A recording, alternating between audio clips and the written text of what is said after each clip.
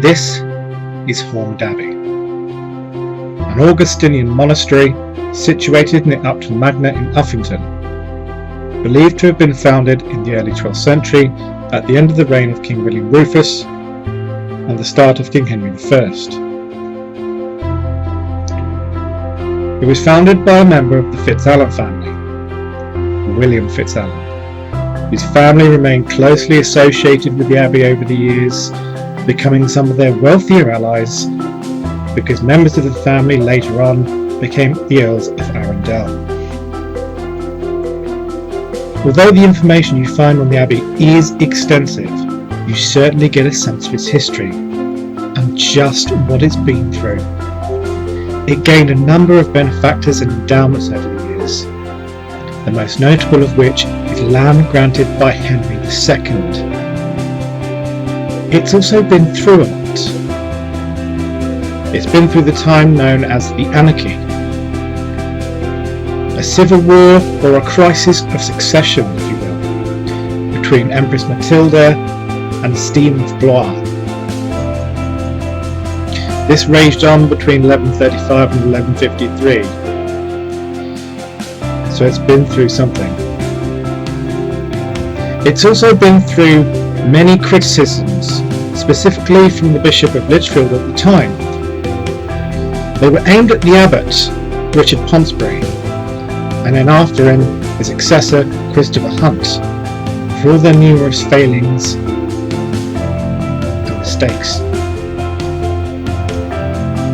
The abbey eventually faced dissolution in 1539, with its commission being issued from Woodstock Palace and being signed by none other than Thomas Cromwell, who was Chief Minister to King Henry VIII.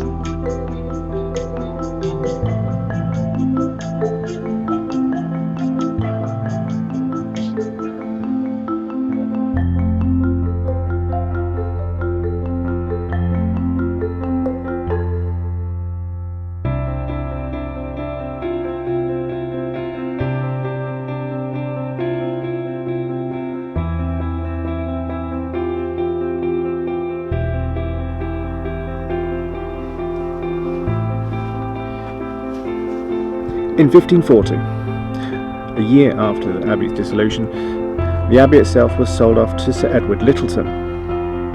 He was a religious conservative, but he only managed to keep the abbey for a couple of years before selling it on to Sir Rowland Hill. He himself kept it for a little while as well, before eventually becoming Lord Mayor of London in 1547. Soon after, he sold it to the Barker family. Now, during this period, the church and the dormitories had already been dismantled for building stone, but the Abbot's Hall and its adjoining rooms had been turned into a private residence, as well as the buildings surrounding the little cloister also being turned into accommodations, the cloister itself being used as a formal garden. Sounds nice to me.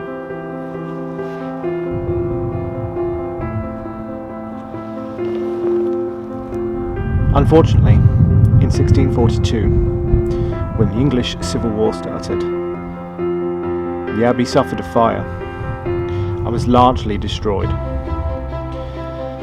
Soon after, it left the hands of the wealthy and was handed over for use as a farm. But many years later, in 1907, this place was excavated under the supervision of William Henry St John Hope and Harold Braxpear, where it was then handed over and placed in the guardianship of the Office of Works in 1933. Ultimately, this place ended up in the hands of English Heritage and is preserved for us all today, for us to enjoy its beauty and its history. What a treat.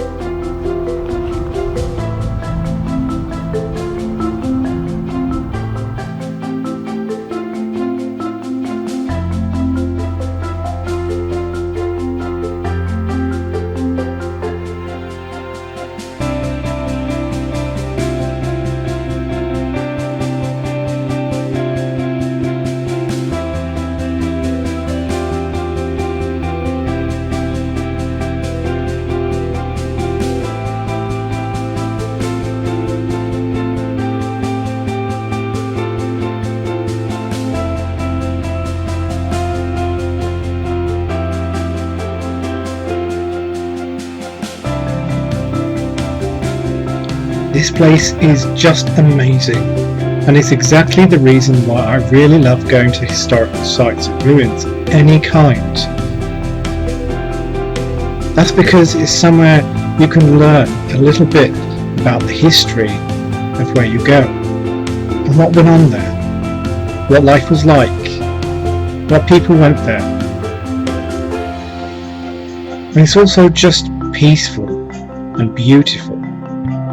You can just go there and relax and soak in the atmosphere. Have a look at the place and just get a feel for it. You can go there with your family, or go there with your friends, or go there by yourself.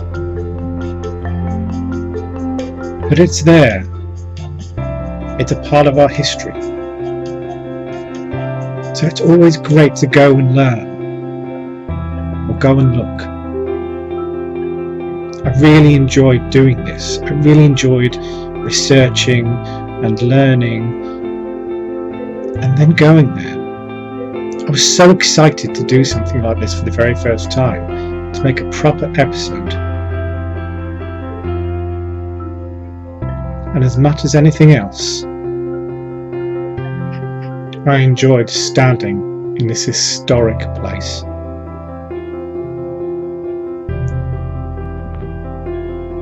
So enough of this. As always, let's go for a walk. Come with me.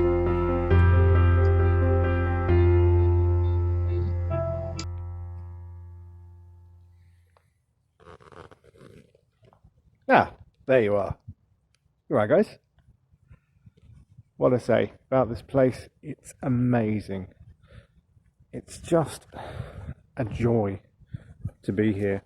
I love historical things. I love it. Like I said, I just love history. I was never good at it at school, but I love doing it now. I love walking around these places, soaking in the atmosphere, and just reading the boards and learning a little bit. Whoops. It did start out as a very grey day, but it's turned into a beautiful day. So I'm going to make the most of it. But before I do bear with the light changes. But before I do, I always try and give you guys a view. I do my best to give that to you guys, so you get a sense of just how beautiful it is. So you can see a wonderful view behind me, but this one's better. Look at that. Oh yeah. Still a bit windy, but wow. Sorry, bee caught me by surprise. Oh yeah, that's staying in. That's staying in the video. Ooh. But I've been wandering around this ruined monastery, this abbey, for a little while now, and wow, simply wow. I mean, after all it's been through, obviously being dismantled for building stone, going through a fire, everything it's been through, and still have buildings like that still mostly intact. I mean, you do get it. I mean, there are some historical buildings that are in very good shape, but for a place as old as this, still being such a condition that it still has so much beauty. And it's not just one view, there's two. I know you can't see me very well, so I'll try and fix that. There we go. But yeah, there's two views. Some lovely views. Oh yeah. Two places where you can get an awesome view. So I'll just crack that out. This is a place. Which way am I going? Oh, I'm going across that because that's really wet. Right, there's a place there. I'm getting my cardio today.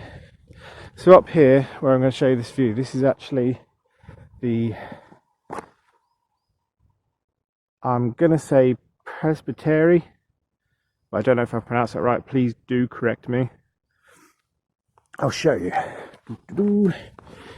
Okay, this is the high altar of the church. Okay, I hope I'm getting that. You guys can pause that. This is where the high altar was, and this, incidentally, is where my next view is. Now that is what I enjoy. And in your imaginations, just like reading a book, a good book, take away all that's there today and just leave countryside. And what a view. Oh yeah, what a view. But yeah, so whilst doing the research for this new episode, it's a joy to, it genuinely is a joy to read, because there's so much history to this place. There's so much that went on in this place, and especially like learning a bit about the like what it calls monastic life, the lifestyle, was in some ways still quite strict, like the Augustinian rule, although not a lot is known about the rule that really prevailed here. But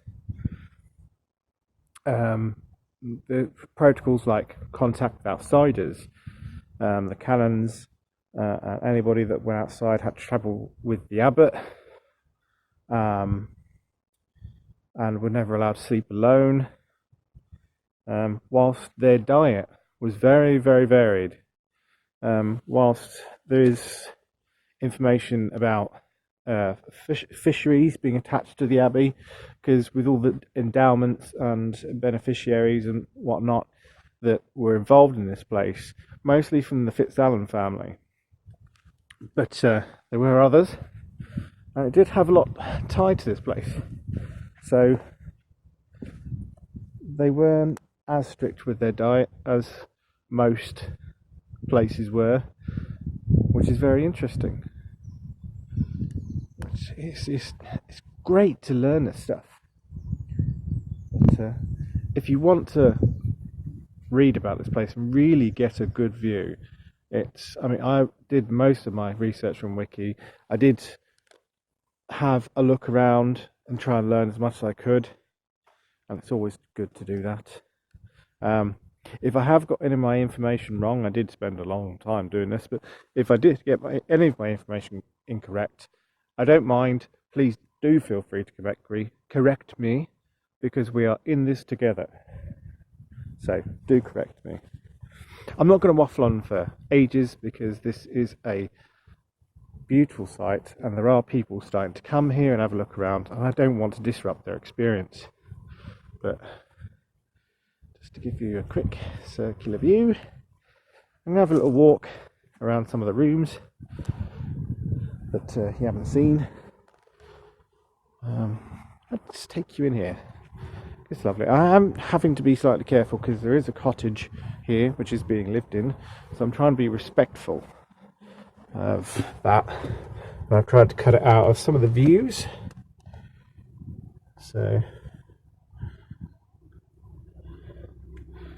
still in really good shape. It's just not. And when I say that, obviously it's a ruin. That's a bit silly, but for a ruin, it's incredible. I really love being here. It's wonderful. I met a gentleman this morning, and we both agreed that we would have loved to have seen this in its heyday, like fully built back in the day. It would have been incredible. But let's take you on another walk. Let's give you a view of the room, which I really like. Actually, gives me a good vibe. The room that I'm taking you to now,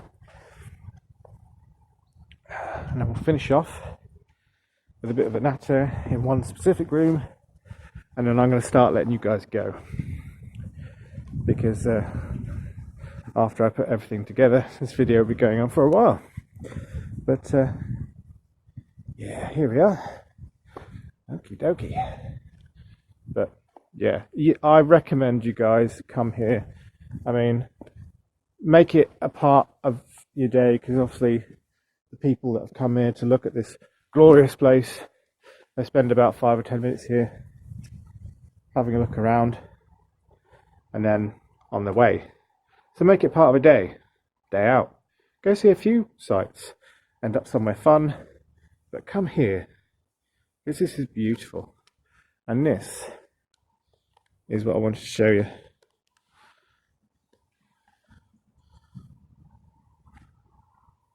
For all that's been taken away, there's still enough left to be beautiful.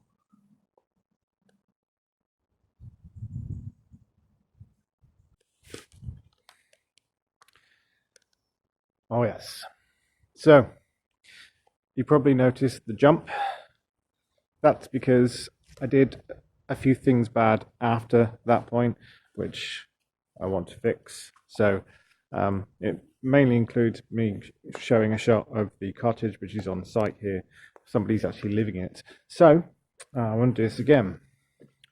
But yes, this place is awesome. I do recommend come and see this place. Sit, contemplate, absorb the atmosphere and views like that, and get a sense for just how special this place is. So this place is actually like in the middle of many places like Acton Burnell, Morton Corbett.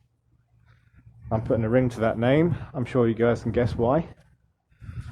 And I'm not sure that Lilleshall is too far from here. Acton Burnell, Morton Corbett, Lilleshall. Like I said, Shropshire has a lot of history. Not the rest of the country, I suppose. But this place really, really does it for me. It's such a nice place to be. You learn a lot from this place. And if I could ever get permission, I would come here and do a quick investigation. I think it's an open area. It'd be very difficult to do an investigation here, but I would like to try. But I'm just happy with what I'm doing now. Just giving you guys a view, showing you a thing or two, telling you a thing or two as well. But yeah, you can get some information from these. Of course, they're dotted around, so you do have to go find them. So I suppose it helps you get your cardio, like it has got me my cardio, because I really do need it. But moving on, you guys are probably wondering what's happening with the group, what's happening to the videos, whatnot. Well, after our meeting the other day, last week, I think. Yep, we did have a meeting. We really did get a lot of things talked about. Excuse me. A lot of things talked about. We have a good plan for the group, for what's going on. We did just finish an investigation, which you'll be excited to hear about. I'm not saying anything more than that. But we are in the throes of getting the analysis done. Let's give you a good view as I finish. We are in the throes of getting analysis done, so you've got that to look forward to. We are also in the process of getting our Halloween special. Halloween's been and gone, and I was supposed to put the video up shortly after, but I was having a lot of difficulty in doing it. Parts of my videos seemingly were getting corrupted and then becoming absolutely fine. I was having trouble putting them on my video editor. They simply would not go on no matter what I did. But recently, as I've messed around with the files themselves, they seem to be working again. So I am back on the case of our Halloween special. Our footage for that particular investigation is a bit limited because we were there to help Brian and Nathan, as I've already said, but you should enjoy what we've got. So that's coming out as well. So we do have a lot on its way. So you've got a lot to look forward to. And I specifically look forward to doing the next one of these videos. I do have a few ideas in mind for where I'm going to go, but I'm going to leave that to your imagination. But for now, from me, here at Howmond Abbey, which does actually have a few different ways to pronounce it, apparently, according to my friends. They both call it Howmond Abbey, because apparently it's called Howmond Hill, where Wiki says Howmond or Hoffmond. I don't actually know which one is correct, like specifically. It does have a few pronunciations apparently, so whichever one you're comfortable with. But do let me know if there is one of those which is specifically correct. Do let me know. But for me here at Howmond Abbey, I hope you've enjoyed this video. I've enjoyed making it. I look forward to doing more of these. Stay safe, be yourselves,